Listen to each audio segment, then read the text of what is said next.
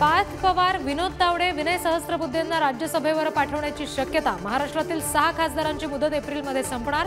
रिक्त जागांवर वर्णी लागण्याची शक्यता।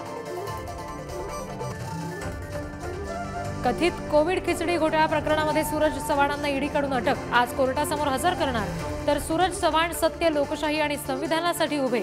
आदित्य ठाकरेंकडून कौतुकाची पोस्ट। अजित पवार गटाचा पहिला राज्यस्तरीय महिला मेळावा। अजित पवार, प्रफुल्ल पटेल, सुनील तटकरे करणार मार्गदर्शन। मोठ्या संख्येने महिला कार्यकर्त्या उपस्थित राहणार।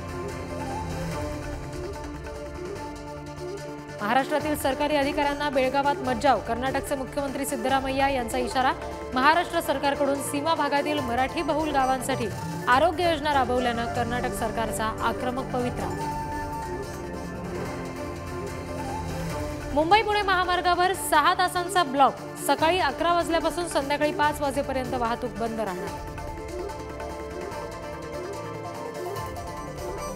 दिल्लीतील खराब हवामानाचा विमान आणि रेल्वे प्रवाशांना फटका। अनेक विमानं आणि रेल्वे गाड्या रद्द। अनेक तासांपासून प्रवासी ताटकळत।